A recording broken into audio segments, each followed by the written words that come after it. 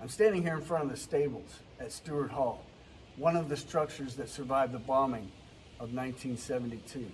And as I stand here, I can look across the courtyard and I can see the Stewart crest, which reminds me of how I found via Y-DNA my fifth great grandfather's closest cousin. I'm the only surviving McCord, male McCord, in 7 generations, and I never would have known where to look.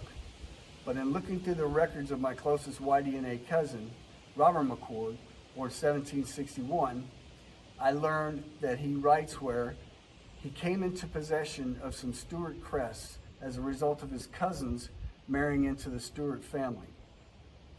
And that when my fifth great grandfather James died, his son George was adopted or taken in by Robert McCord, 1761, and taken with him where he was born in Shermans Valley, Pennsylvania, to Mercer County, Pennsylvania, where they both died. And my George McCord, Private George McCord, served under Captain Robert McCord during the War of 1812. And I say all this for a reason, because I wonder, but let's just keep this between us, is how could a McCord, we do have John McCord living here as a landowner on the estate in 1726.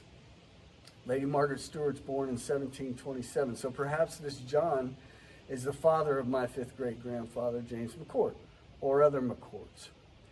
So how could a landowner, tenant, marry into the barony of the Stewart family? Well, perhaps it's because she married below her stage or her status.